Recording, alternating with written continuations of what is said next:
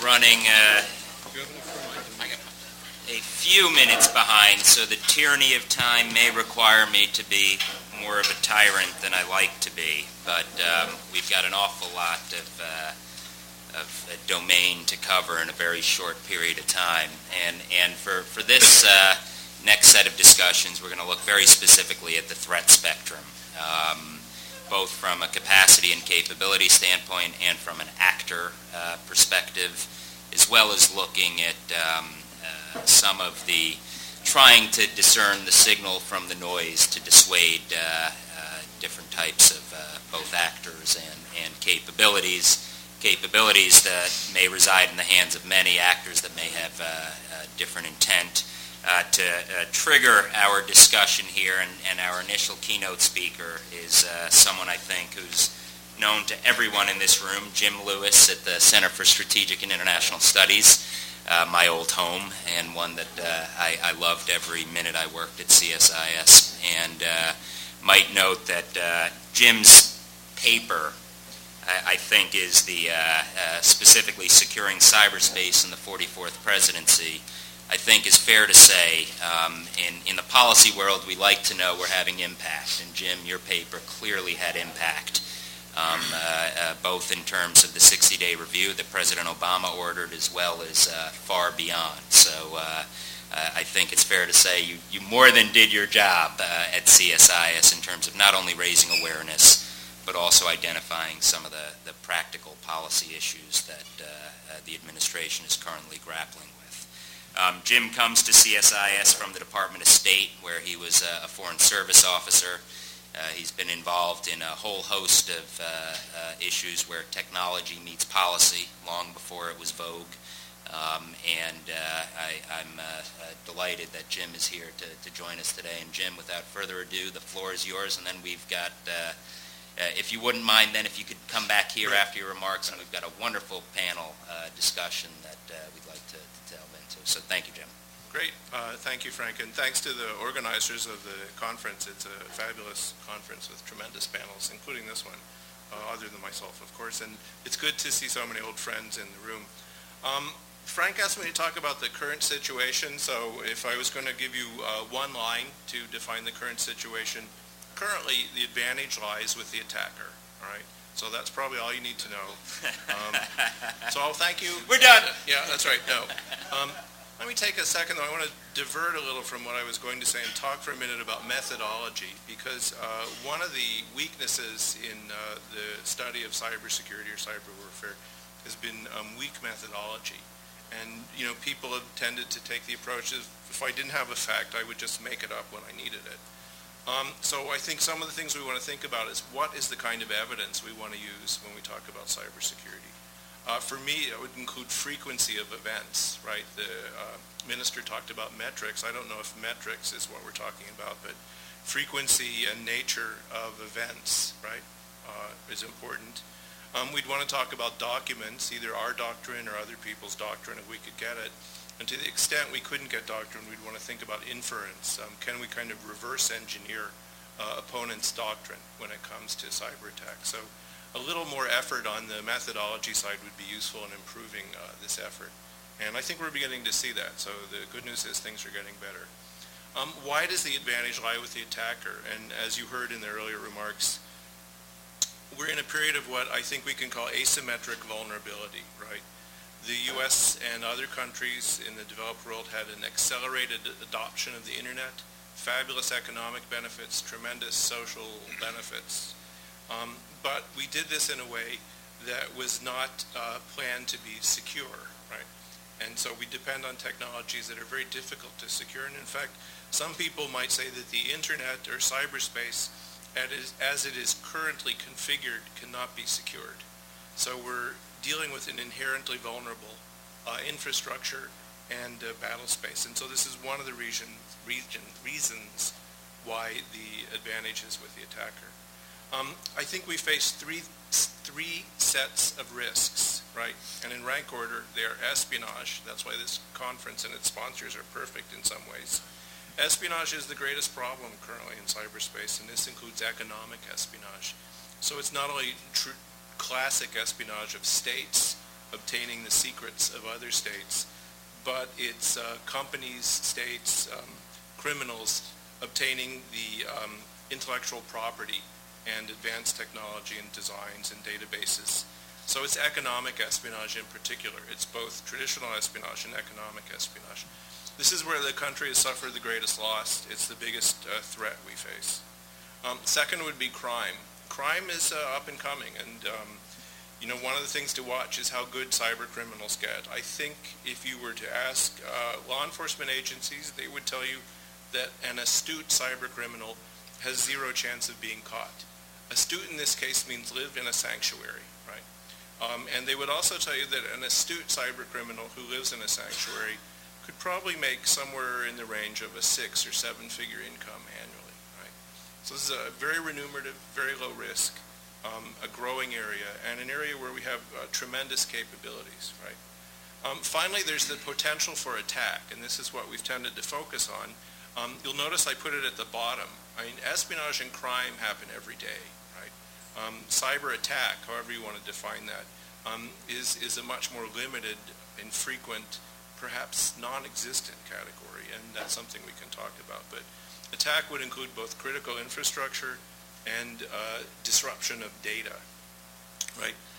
We know that these are now possible. A few years ago, there was some doubt, but if everyone in the room knows about the Aurora tests, right?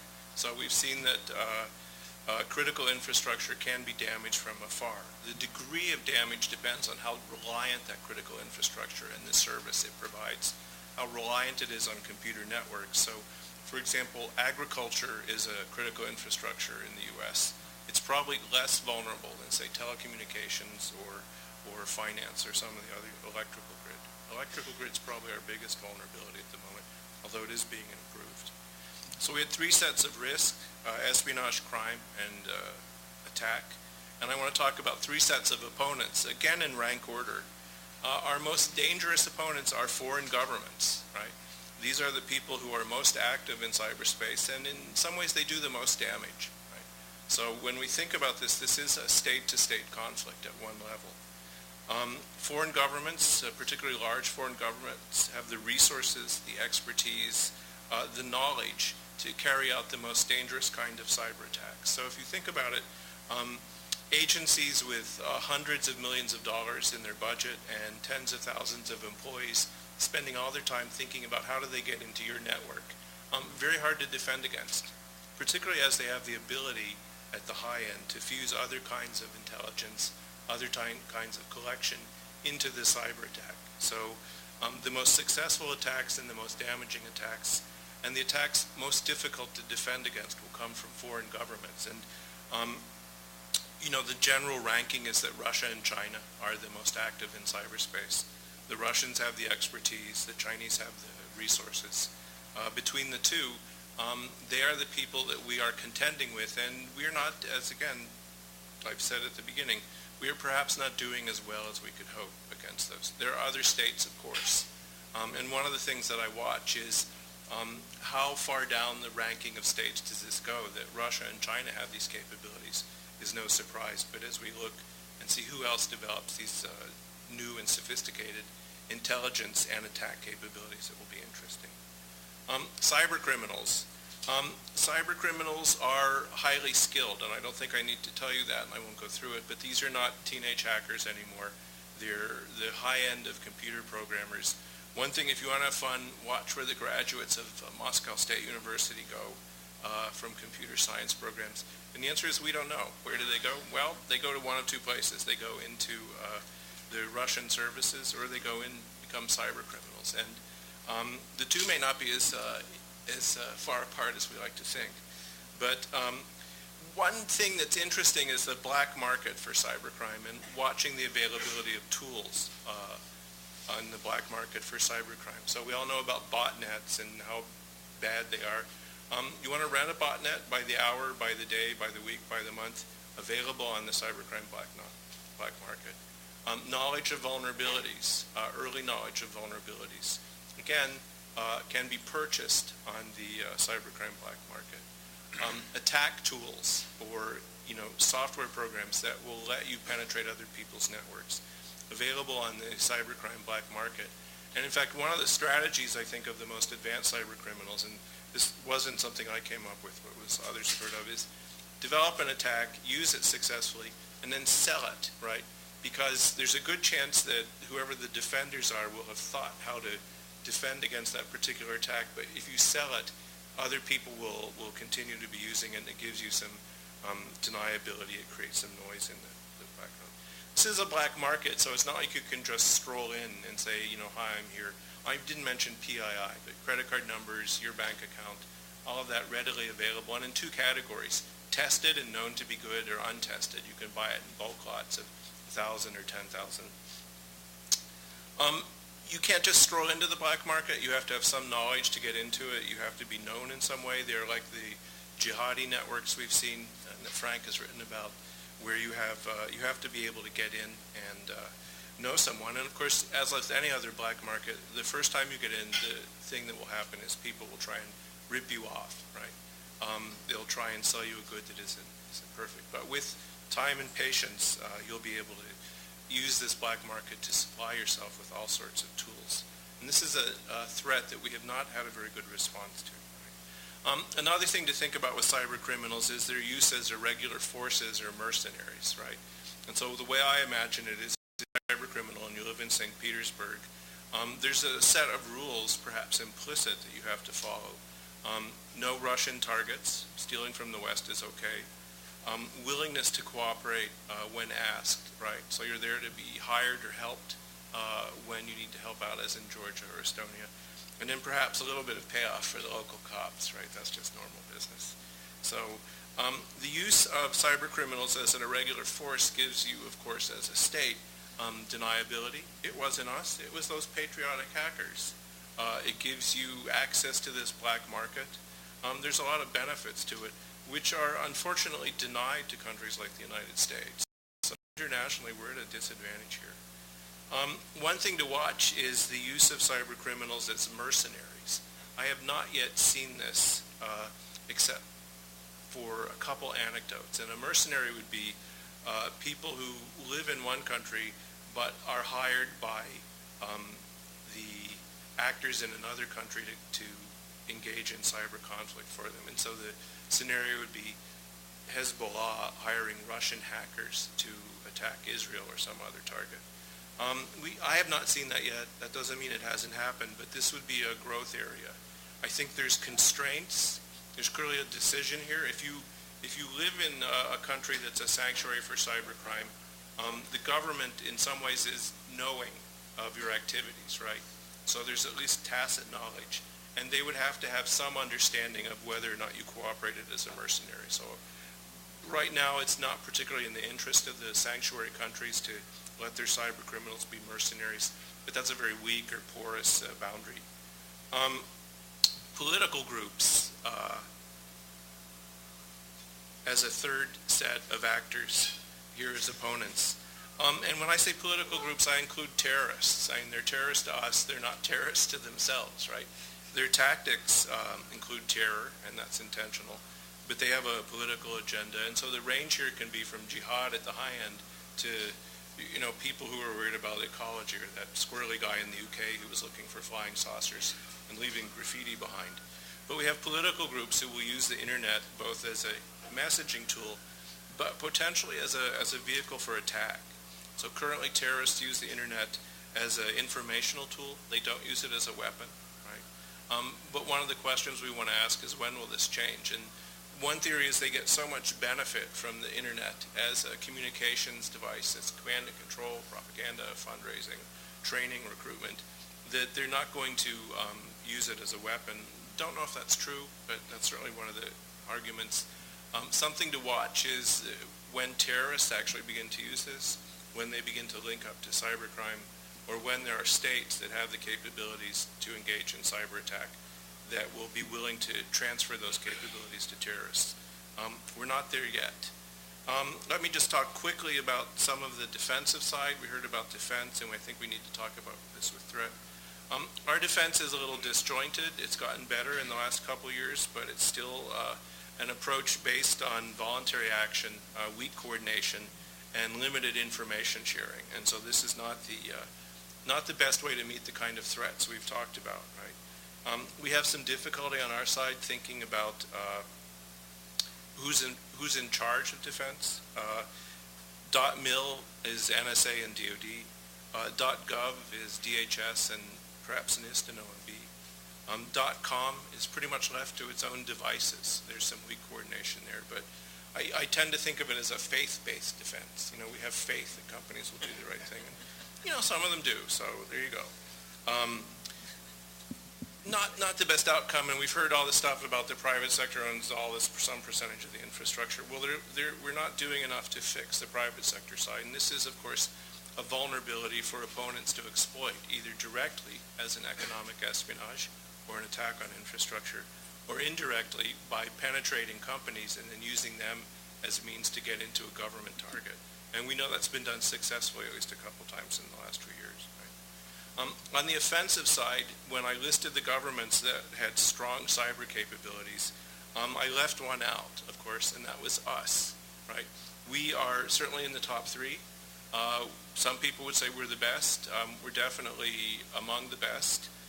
It's funny when you talk to foreign governments, but after a while, what they'll tell you sort of offline, other than the Brits, of course, is, well, yeah, they worry about the Chinese, but they worry about the Americans, too. So one thing we have to think about is our own offensive capabilities, and I bring it up in this context of threat because this is a conference on deterrence, and we have strong offensive capabilities, but currently we derive little deterrent effect from them, right? So the benefit of being one of the best in the world when it comes to defense is minimal, right? And I think there's 2 reasons for that, one of which relates back to the opponents and the threats we face. I think our opponents are careful to observe implicit thresholds when it comes to cyber conflict, right? There are no explicit thresholds. We might benefit from having explicit thresholds. Espionage and crime, the 2 biggest problems in cyberspace, are not acts of war. Espionage and crime almost never, you know, the War of Jenkins' Ear in 1780 or something, espionage and crime almost never provoke a military response. So as long as our opponents constrain themselves to espionage and crime, it will be very difficult for the U.S. to use some of its military capabilities as a deterrent, right? It's difficult to make a credible threat when what people are doing is espionage or crime, right? Limitation number 1. Limitation number 2 is uncertainty and attribution. You probably all know that, but it's hard to threaten people you don't know when you don't know who the target is. So I could threaten all of you. One of you could be attacking me. I could threaten all of you, and the attacker would mainly laugh, right? So we have uncertainty, we have implicit thresholds, and those things give our opponents a degree of invulnerability. So one of the questions for us is, how do we reduce that degree of invulnerability for the threats we face now, right? And I'll end quickly on this note. I think we need to think about redefining the role of government in the U.S., and particularly the relationship between NSA and DHS. There's some possibility for an aggregated defense against all these opponents. We need to think on the international side what improved governance would look like. One of the reasons that we face these threats and our opponents have been so successful is there's still a belief that cyberspace is kind of like the Wild West, right?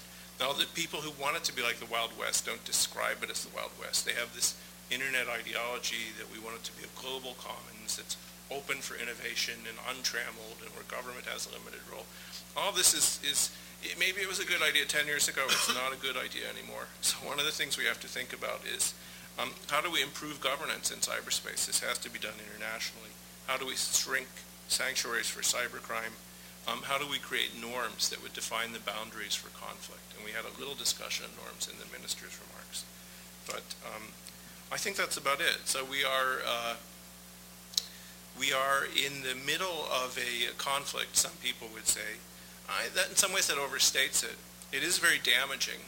We face very skilled opponents, and they are gaining an advantage that, while not decisive, is damaging to our national security.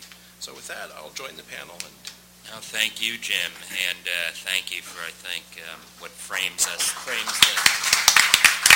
discussion very well. We've got 3 additional speakers who are going to share their insights briefly. 3 wonderful people, and very competent in these issues for many years. I've had the pleasure of working with Roger for Cressey for many, many years. He had areas of portfolio and responsibility for both cybersecurity as well as counterterrorism under both the Clinton and the Bush administrations. He is the master of the soundbite now on NBC and others, so we know he'll be brief and get to the point. But Roger really has looked at these issues for so many years, and delighted he can join. Following Roger is Mike Delaney, who's the staff director of the House Permanent Select Committee on Intelligence. Mike's been in that position since 2006, is that correct, Mike? And before that had responsibility over the NIP, the National Intelligence Program, as a staff member, and prior to that served at the National Security Agency and the Army for 23 plus years active duty. And then finally Sam Visner over at CSC. Sam also comes to this with background as an expertise at the National Security Agency, overseeing our Signals Intelligence Corps, and is currently a vice president for CSC's Enforcement, Security, and Intelligence Division. So we've got a great panel here. Roger, why don't you kick us off, and then I want to make sure we have some time for dialogue with the audience. Okay, sounds good. Thanks, Frank. As usual, when I follow Jim, it's pretty easy to say, what he said, let's move on. Anyone want to talk about the Patriots coming off a bye week, or the Celtics 4-0, any Boston-based sports? That was good. In terms of sound bites, faith-based defense, can I take that? That was impressive. So what I'm going to do is I'm going to lay out a buffet of different issues here, and then you all can pick and choose what you want to eat, and we can talk about during the Q&A. One thing that Jim said I think is very important, which is the advantage always lies with the attacker. And so as we talk about the potential threat, as we talk about the response to it, I would argue we got to operate from a premise that we are always going to be on the defensive to a certain point, particularly in cyberspace. And I think that should shape part of our discussion on it. One of the ways I look at this is I get back to the intent versus capabilities debate. So if you go back to the Cold War, intent versus capability was pretty straightforward. We spent all our time, a lot of people in this room made careers out of understanding the capability of the adversary. We counted their missiles, we counted their bombs, we counted their men under arms. And one of the fundamental questions of the Cold War was intent. Simply, what were those crazy communists going to do with all that capability? Fast forward to the mid to late 1990s, and dealing with the threat from Al-Qaeda, the intent versus capability debate was reversed. We knew exactly what they wanted to do. The intent was never a secret. If nothing else, bin Laden and his followers weren't subtle about telegraphing their punch. They told us. The issue was, what capability did they have? And arguably, what we're doing today, even in 2009, what the vast majority of the intelligence community is doing is understanding what that capability is. Because if you can address and identify that capability, you can come up with a strategy to deal with it. That actually is true in cyberspace as well to a certain degree. Now fast forward to 2009 and look at cyber issues, both deterrence as well as security. The intent versus capability distinction falls apart. It completely falls apart. Because both from an offense and a defense perspective, intent and capability can both be viewed to each person's advantage, each side's advantage. So this puts us in a particular pickle in terms of coming up with a very straightforward way to try and understand it. And I think this is illustrative of the challenges we have had as a government in trying to deal with it, because we can't get the intent versus capability picture put together the right way. So one statement that the government made a year or so ago I thought was particularly important. And a couple pieces of that statement were, for example, we are being exploited at an unprecedented scale by a growing array of state and non-state actors. Adversaries are trying to maintain a persistent and pervasive presence on our networks, and government networks are being targeted to steal sensitive information and gain understanding of mission-critical dependencies and vulnerabilities. That statement came from the DNI's office and the Joint Task Force on CNCI. And when it came out, nothing happened. Now, for those of us who were in government, particularly those who are in the intelligence community, that is a pretty forward-leaning statement by people who still wear badges around their necks. And yet, nobody paid attention. So the fact that the government is trying to say, we've got a big problem on our hands, and no one is paying attention beyond what I would call the choir, we're all the choir here, so we're preaching to the choir, is one of the single biggest challenges in dealing with a threat and how to address it right now. We've got to get beyond just preaching to the choir. Jim talked about terrorism, and I think there's one point I'd like to make, and I would argue that this is not a terrorism issue. I think one of the reasons we've had such a challenge in dealing with a threat is the terrorism debate and component of our foreign policy has so twisted the issue from a national security perspective. If it ain't cyber terrorism, nobody really gives a crap. So therefore, you had a lot of people over the past several years saying, we've got to worry about cyber terrorism. No, we don't. To Jim's point, it's not that our adversary in the terrorism world can't use it as a weapon, it's that they've chosen not to. And they will continue to go down that road for the foreseeable future because they get bigger bang for the buck doing it the old-fashioned way. Now, as we are getting better and more adept at defeating their ability to do it the old-fashioned way, then I think Jim's point comes into play, which is they may finally look at cyberspace and see what a target-rich environment it is and all the opportunities that exist. So when we think about terrorism, don't focus on cyber terrorism because I think it really changes the debate the wrong way. So when I look at the issue from a threat perspective right now, the bumper sticker I have is how do I build trusted networks with untrusted components? Because that, for me, sums up the fundamental challenge that the adversary is going to use the vast array of vulnerabilities in our public networks and our private networks and exploit them at will. So I can deal with a threat in a much better way if I can answer that bumper sticker. Trusted networks with untrusted components. Supply chain exploitation, I think, is an enormous issue that is not being paid enough attention. And from a threat perspective, we've got to get serious about it. It is a very, very tough issue because of the globalization that all the information industry now depends on. And it becomes a major, major issue of international cooperation. We need to pay more attention to it.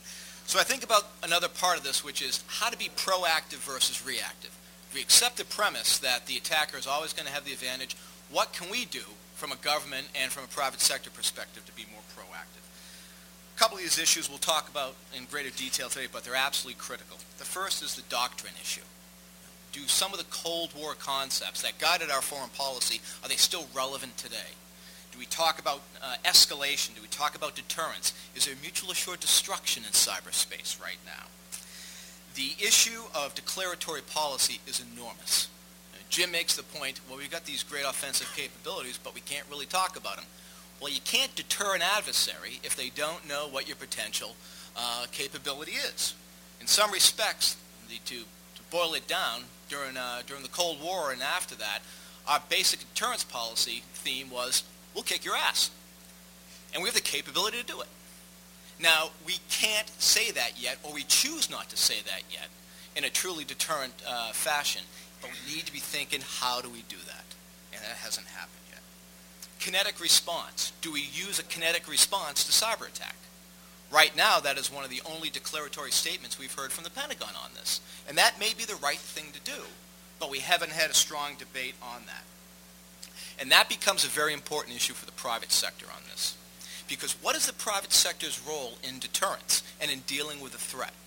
Does the government just say to the private sector, we've detected a disturbance in the force, and we think you all better prepare your networks for what's about to come? Or, and using a Cold War term, launch under warning, do we just tell the private sector, hey, incoming, something's coming in and it's going to be bad? And then what is the private sector's role from both an offense and a defense perspective in dealing with a threat? This is one of the fundamental breakdowns we've had right now in cyberspace, because you have to have the private sector involved in both the defense and arguably in the offense, given the connectivity we're dealing with here. And this has not been addressed, and we need to have that conversation. Two other quick points. One, Jim's effort on the CSIS commission was fabulous, and it said something that a lot of people are unwilling to say, which is you got to prioritize critical infrastructure. You know, when you care about all things equally, that means you care about nothing. And what we've had right now is a process where we care about nothing because we're not prioritizing. And so we need to prioritize to better deal with the defensive vulnerabilities we have and better prepare ourselves to address the threat. Resiliency. As my colleague and former White House colleague will say, Paul Kurtz, the coin of the realm in the public debate has been digital Pearl Harbor. That's not it. It's about Cyber Katrina. Preparedness is the issue for us in dealing with a threat. Not trying to stop the massive attack that's about to happen, but how do you ensure resiliency in our networks, both public and private, in the face of persistent and effective exploitation and attack by the array of actors that Jim so capably laid out? We need that resiliency initiative in order to properly deal with the threat. The last point I'll make is that, as Charlie Allen, John Russack, and Frank and others know, when we were dealing with the threat of Al-Qaeda leading up to 9/11, it was a small group of people who worried about it. We all preached to the same choir. We as a government and as a nation didn't take it seriously until the body bags got to the point that it was no longer tolerable. So from a cyber perspective, how do we ensure we deal with this issue from a threat and address it before the cyber equivalent of the body bags is so big that we have no choice but to deal with it, and by then, folks, it is way too late. Those sobering thoughts, Mike. I am the human buzzkill this morning, sorry. That was great. Well, thank you. It's tough to follow Roger and Jim because they've, as Roger said everything. So I come and take my notes as they're talking, and then when I know what to say. I think that Frank asked me to come because when you ask somebody from the House, we can't go more than 5 minutes by rules in the House, so that makes it easy. Before I start about what I wanted to kind of touch on, let me just offer a couple things for your consideration. Roger said it was not a terrorism issue, and I would tend to agree with that. However, the nexus between a terrorism act, specifically targeting cyber, or a terrorist act that is just basically a bomb for the kinetic big example, hits a power grid or hits something else, it suddenly becomes a cyber issue. As I was in the Pentagon and when the plane hit in 9/11, after we got out and things started to calm down, relatively speaking, with regards to getting people out, it quickly became apparent that nobody could call anybody on a cell phone. And that wasn't necessarily because there was an attack on the cell networks. It was just jammed. Everybody was trying to get on the cell phones. I think we as a country came to the realization that there are certain capabilities that we don't even think about on a daily basis until something happens to them, and then we think about them a lot and say, well, why did this happen, and what are we going to do about it?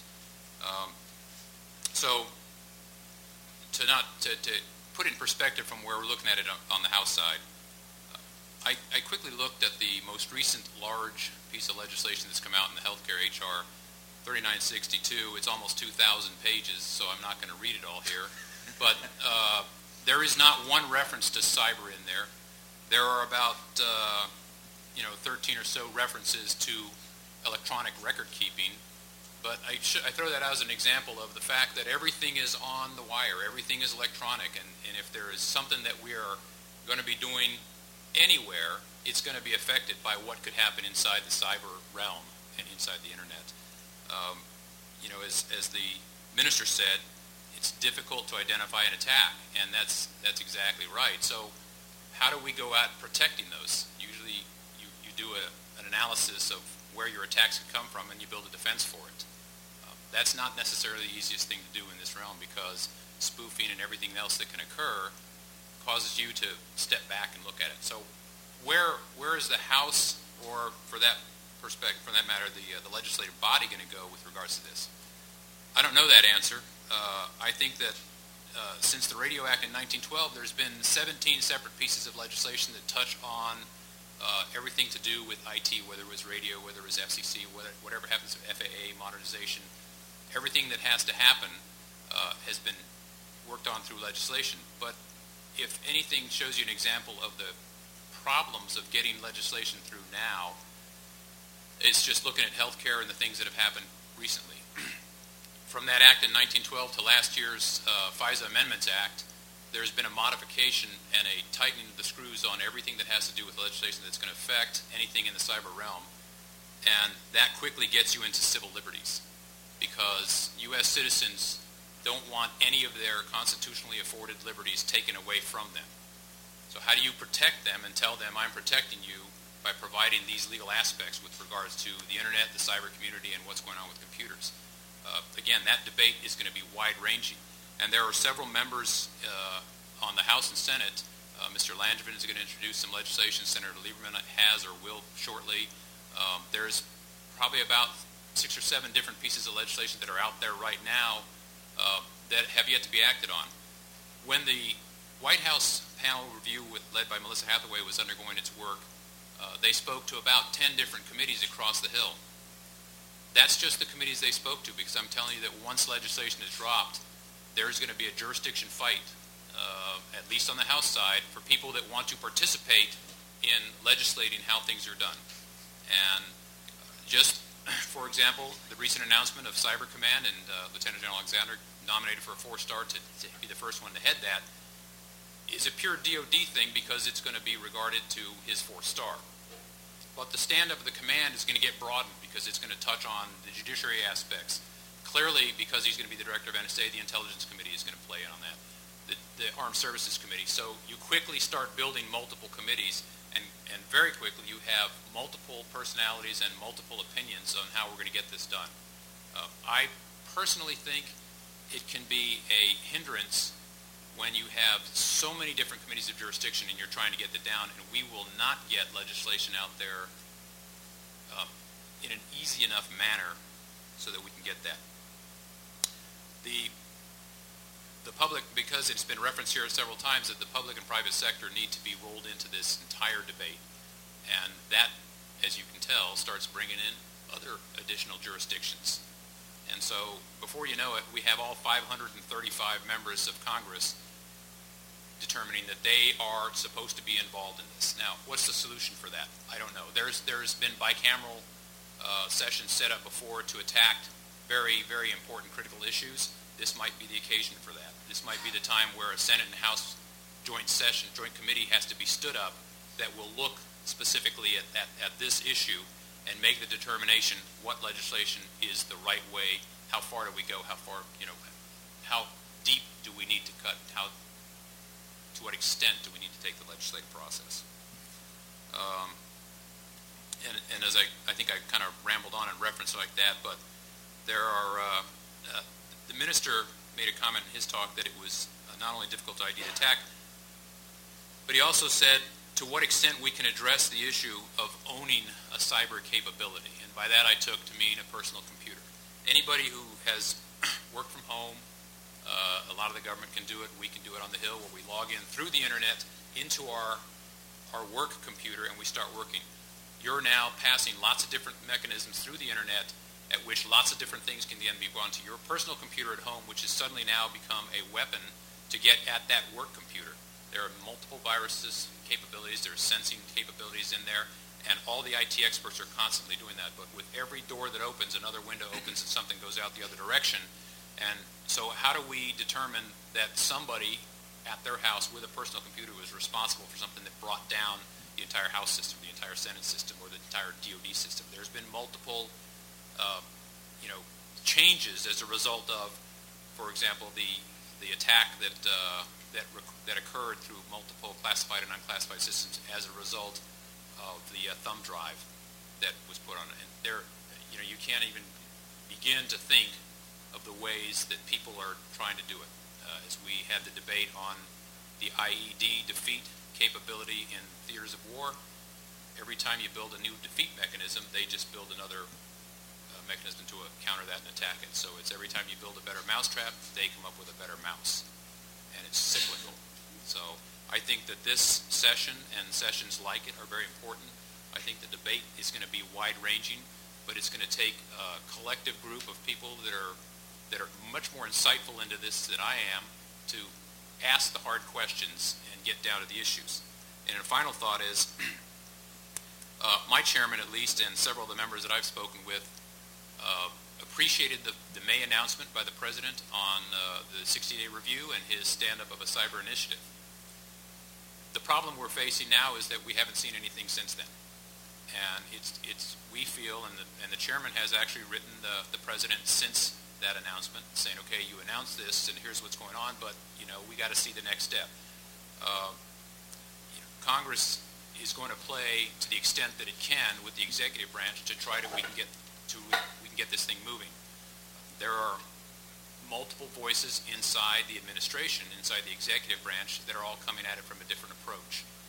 But at some point in time, we have to coalesce and determine what the course of action is, and whether it's that the president makes that decision, or he actually then appoints somebody who's got direct access to him that can pull together all the different pieces of government that can speak together on this thing, and once a decision's made, everybody moves in that direction. Until that happens, we're basically just going to be the canoe in the water with only one oar, which means you can either go straight very slowly or you can go in circles. Thank you, Mike. Sam. Oh, wow, batting cleanup on this panel is going to be hard. Frank and Ellen, thanks for asking me to join you. I want to use my time to raise the question of the connection between the cyber threat, cyber deterrence, and cyber policy, sort of to jump ahead in the agenda a little bit. And I'm raising these issues, this connection, for a couple of reasons. First, we already have in Chris Painter an acting White House cyber coordinator. And second, I gather, of course, what do they say? All I know is what I read in the press, is that the president is likely to name someone to that position pretty soon. So as a result, the cyber coordinator's work is already underway, and it's likely to remain so. The White House has described the coordinator position as, quote, owning policy as regards to U.S. cybersecurity activities, and it's in that context I want to offer a few comments. I take note of Minister Akviksu's concerns regarding deterrence at face value, but still I think the problem of deterrence really deserves our attention.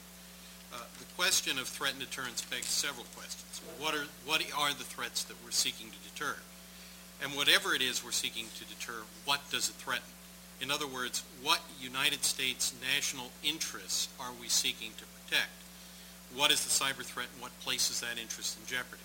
What is our policy regarding the protection and advancement of those national interests?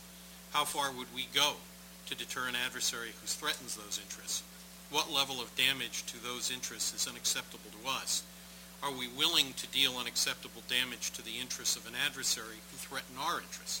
Are we constrained in doing so to the same means by which an adversary attacks us? Does the threat we're seeking to deter extend to exploitation, or is it solely damage to our national cyber interests that require or even justify deterrence? I was interviewed recently by a government executive magazine, and the premise of the interview, I think, was the extent to which the perceived delay in naming a permanent cyber coordinator diminished the impact this person could make, or if the level of this person in the national security establishment was sufficient in regard to the importance of cybersecurity. And I responded that the policy issues facing our government and were sufficiently weighty and of such wide-ranging consequence that whether or not the coordinator was named now or in 2 months was far less important than the policy issues the coordinator chooses to address and the approach the coordinator chooses to take. As my late father used to say, and he was a nuclear physicist, he said, people only remember 2 things. Did the astronauts return safely, or did the rocket blow up on the pad? And who remembers whether or not it took off on time? And that's the way I feel about this issue. The questions above are important because they start from first principles. In other words, what are our national interests in cyberspace? This question goes to the other premise of the government executive interview that I took, the cyber coordinator's level. And I noted that the dual reporting structure that we're hearing about to the President's National Security Advisor and to the President's Chief Economic Advisor represents explicit recognition that we have a wide spectrum of national cybersecurity interests, ranging from the protection of our ability to wield national power, to the protection of our critical infrastructure, to enhancing the competitive ability of the United States to serve as the world's most secure and reliable environment in which to run modern IT-enabled business and from which to manage complex global infrastructures and supply chains.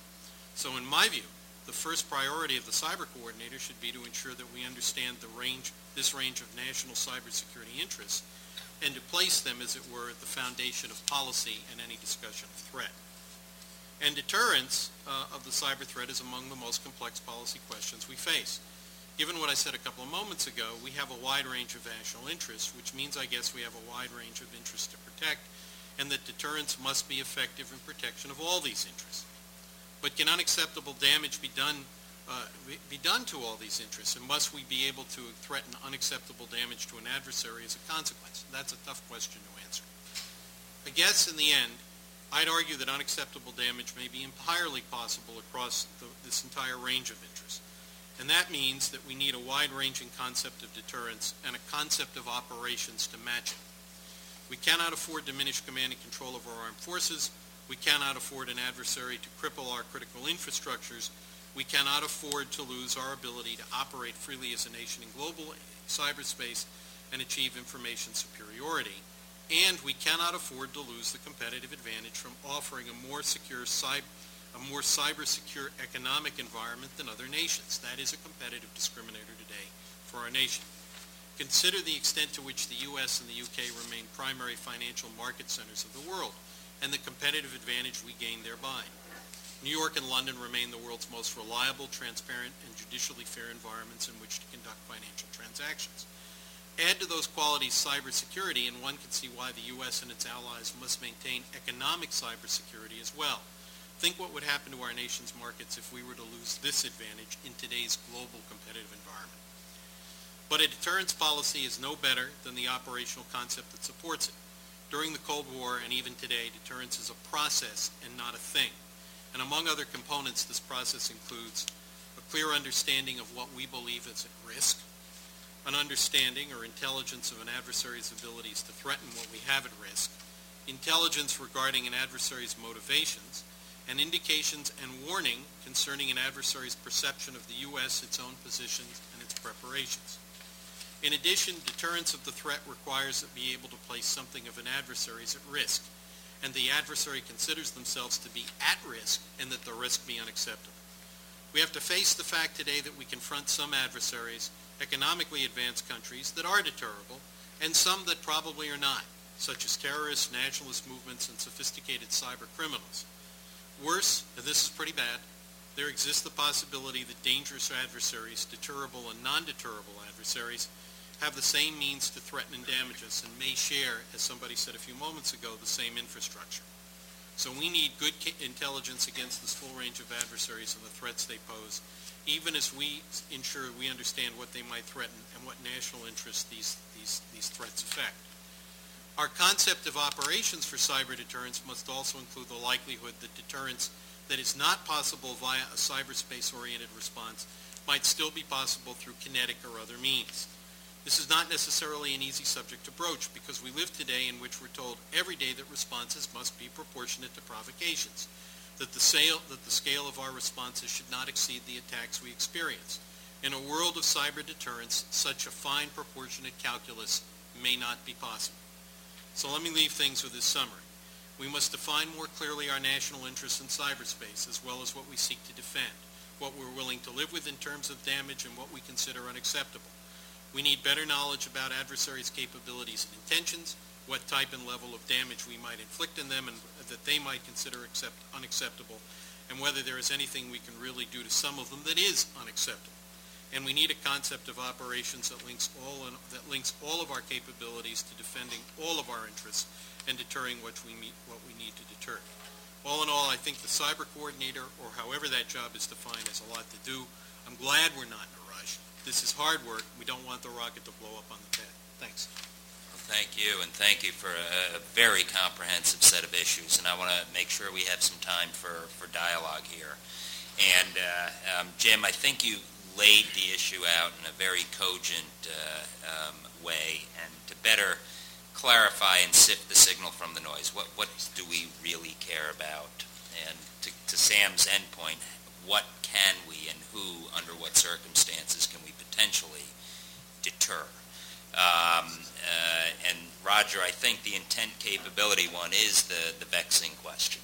I mean, and it did go on its head vis-a-vis Cold War strategy, and then the terrorist Al-Qaeda and like-minded individuals who, I very much agree, I don't think terrorist use of information operations is high on that list, in large part because they live and breathe on the internet. That is their means to spread their message, and that's not to suggest that it won't be used as a force multiplier to enhance the lethality of conventional and or kinetic attacks, to disrupt 911 potentially, or other sorts of incidents, as Mike, you raised. Mike, one of the things I'd really like to see is, I'd like to get your thoughts, and we are fast forwarding a little bit, but the bicameral approach. I personally share that 110%, and the last thing we can afford to do is have this entity spread so thin that they're reporting in so many directions that, quite honestly, there's no oversight and or accountability from a national security standpoint or a privacy standpoint. So I'd be curious, are you thinking about the Joint Economic Committee? Are there other models we ought to be thinking about? And the question I ask, though, of this group very specifically is the intent capability actor issue is not as clear-cut as sometimes we'd like it to be. In other words, where fall the challenge beyond the tactical foreign counterintelligence issue when you recognize that a state actor is, and as someone mentioned, espionage is not going to demand retaliation in traditional ways. But if you have someone probing and identifying vulnerabilities that, quite honestly, the intent question is the only thing that can change based on extenuating circumstances. In other words, to identify potential single-point failures or infrastructures that should escalation, should the threat environment escalate in one fashion or another, can be turned on as an attack tool. I'd be curious what your thoughts are on what is it we should do. Is it PNGing services? What is it that, should we go back to the old Cold War mindset vis-a-vis counter-espionage, or are we looking at something altogether new? And then I want to open it up to everyone. I guess I'm going first. So I had a talk with, I think his name's Jeremy West, Lord West, who's the UK Minister for Counterterrorism. Alan, I'm sorry. Well, I was close. And I said, if the Russians sneak into Portsmouth, the harbor in the UK where the Royal Navy is, and they do a reconnaissance, is that an act of war? And he said, no, clearly not. They do it all the time. And I said, suppose they left a mine behind when they snuck in and did the reconnaissance. Not that one that would be in any way a threat, but something that could be triggered in the event of a conflict. And he said, well, clearly under the rules as he understood it, that would be an act of war. So one of the things we want to think about is a little more careful distinction between what we actually know. I mean, some people say that the Chinese blame anyone you want. Let's blame the Chinese or the Russians. Have done a reconnaissance of our electrical grid. Probably true, right? Not an act of war. Under that West scenario. If they left something behind, what is our response? And some of this would require us defining or extending international law as it now applies to other aspects of conflict into cyberspace. Some of it would be perhaps taking a bit more of a forward-leaning picture, forward-leaning approach to this. And one of the questions I've always asked is, if espionage is such a big problem, why have we never expelled an attaché? That's sort of normal. You know, it's not an act of war, but if you catch someone, you throw them out. And there's a couple reasons for that. One is evidentiary. We may not have good evidence. One is exploitation. We may be benefiting from exploiting the activity more than we would get from turning it off. The third might be timidity, right? And there's a whole set of reasons why we might be timid. But one of the reasons that might be timid is if you talk to the Chinese at least, and they say, we don't understand why you guys complain so much, because you do it too, right? And so one of the things we'd have to think about is, how is this different from traditional espionage where everyone engages in this activity? There's a set of rules that sort of apply and everyone more or less understands. And in that ballgame, we would know what to do if we had the right evidence. So I think this is a huge problem right now. So from the intent perspective, if you have a potential adversary whose only objective is to sit on your network, to watch, to learn, to wait, all right, that's one particular threat. What if that adversary is looking just to vacuum up as much information as he or she could possibly get, and then use that at a time and place of their choosing? To Jim's point when he talked with the Brits, what if there are multiple logic bombs that are already residing on many networks in the greater national capital region that at a time and place of choosing an adversary could decide to light off? What does that mean? From a deterrence perspective, what does it mean in terms of what type of response? I think part of the issue here is, what is the price that an adversary would pay when they are first identified? And there's going to be a lot of conversation later in the day on attribution, because that's still a little bit of the holy grail here. How do you make that public in a way? Because part of deterrence is publicizing it and shaming them to the point where they won't do it again, because we know that we can identify them, and they know we can identify them. Or if the intent is to be prepared to attack us at a particular time when events are heating up in the Taiwan Straits or in the Persian Gulf or in the Baltics, what does that mean? And so there are multiple categories here where one size does not fit all when it comes down to what type of response we should have, both from an offense and a defense. And I think that has to be part of the debate as well. Mike, what do you see the bicameral approach looking like? Or if you want to touch on this, obviously. Well, I mean, I think this is really fascinating like that. I mean, Jim's point earlier about mutually assured destruction, of course, during the Cold War, you had that every news, who the ICBMs were and where they were. How do you publicize, we've got a capability that's bigger than your capability? Because you quickly go down to sources and methods of which many of the intelligence community agencies that are working in this area would rather not be on the front page of the Washington Post. So that's a very tough thing to do, but it's always, the walk softly and carry a big stick mode is, I've got the biggest capability, and if you even think you're going to come shut down our cyber systems, we're going to block you before you even have that, and we'll shut you down first.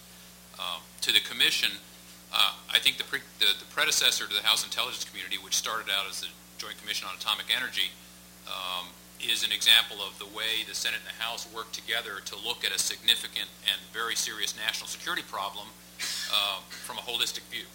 And that's a model by which, or the Energy Commission, which you talked about. So there's been several along historically that where they have tackled jointly the largest problems that we face as a country. I don't know that discussion has occurred. I'm not aware that it has occurred, although I have spoken with the chairman about, I drafted a paper for him that we could submit to the speaker to say, we need to start thinking about how we're going to manage this vehicle when it comes to Congress for management. How are we going to, we know there's a big price tag for the CNCI. There's a lot of money into it. A very large portion of it resides inside the intelligence community, but everybody else in multiple jurisdictions is going to weigh on it. So I think one of the better mechanisms to do that is to streamline the way in which we do oversight on it, so that you have an educated basis. It's very tough for members of Congress to be in they have to be in a lot of places a lot of times. And so if you get to a smaller group that can look deep into the issues, you might get a better product. Okay, I think that's very thoughtful, and I hope that, in fact, other members do take up that idea, because I don't think we want Rules Committee defining policy oversight challenges alone, that it's got to be more comprehensive. Sam, one very quick question, and then I want to open it up here, but on clearly articulating some of our CONOPS to be able to support doctrine development and strategy in general, do you feel that should be explicitly articulated, or is there benefit to having ambiguity in terms of our own countermeasures and response? Well, I think there are two answers to that question. First, in terms of trying to deter things that would take down a command and control system that would, in fact, injure a national security system, I think a concept of operations that's pretty clear, that's coupled to deterrence, is a good idea.